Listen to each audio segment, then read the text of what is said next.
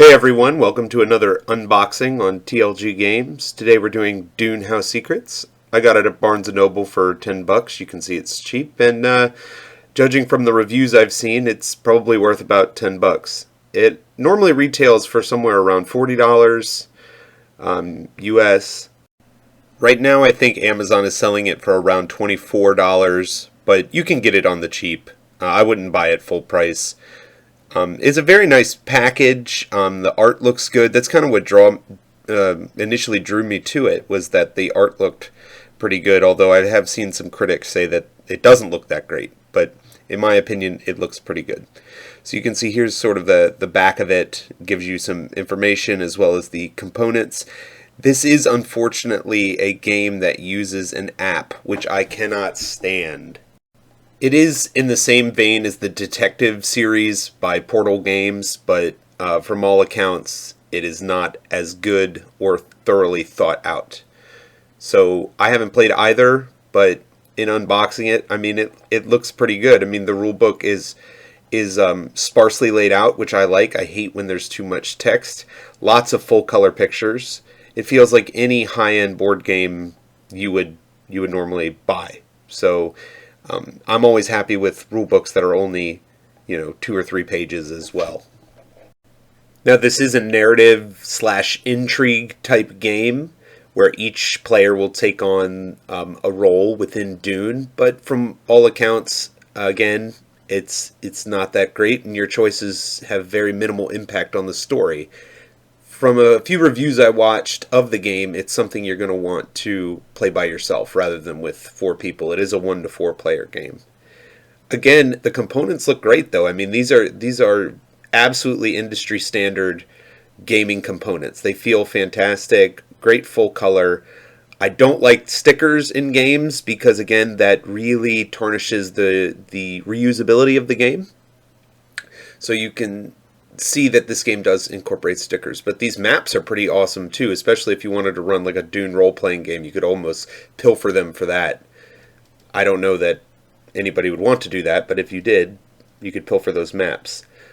Too many intellectual properties have role-playing games nowadays. Here's the stickers. I was not a fan of the quality of them, but it might be possible to sort of reuse them if you just sort of lay them on the card rather than sticking them on there, which is going to be an absolute must for me. I can't play a game where I can't replay it, which is one of the reasons I haven't played Gloomhaven yet. You can see the tokens. Here's the character cards.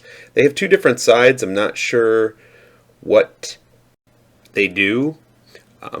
I was fumbling with trying to get the band off of it. Of course, they're very easy pull tabs, as I found out later. So you can see there's 4 different characters. They have some abilities and they get tokens. Each one can kind of convert tokens into their desired token. Again, I haven't played yet, but I've heard that it has very minimal impact on the story. It's almost like a mechanic after the fact.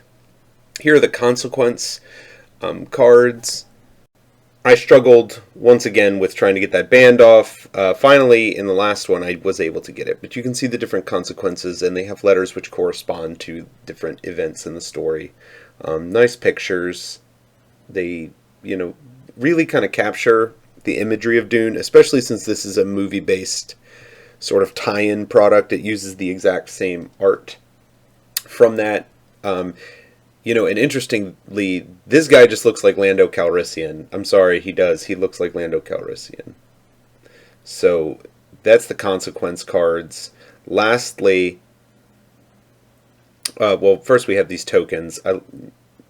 They just sort of track different things that go on in the game. I tried to see if they fit together. They don't, because I hadn't really reviewed the setup before unboxing it. So as you can see, there's this easy little pull tab here, which I'm too dumb to realize that was there, despite, having a master's degree. So these are all of the basically story elements. You can see there's the prologue, and you read these as the game goes on, and they develop the story and tell you the story, and it's organized into 3 chapters, I believe. Unfortunately, like I said, it does require an app, which I cannot stand, and the only reason I really can't stand that is you have to have an internet connection, and what happens if the app goes away? I have a game right now I've never been able to play because the app really just doesn't exist anymore. Um, so hopefully one day I'll get to play it, but as for right now, I haven't been able to. So anyway, that's Dune House Secrets. I'll give an update if I play it. Hopefully I will, before too long. Pros, the components are fantastic. Cons, you need the app. So check it out if you find it cheap. You might be able to find it at Barnes and Noble. That's where I did. Check their discount section, $10. I mean, nice little addition to the collection. Hey, please like and subscribe if you enjoyed it. If not, leave a comment telling me that you didn't. Otherwise, see you next time.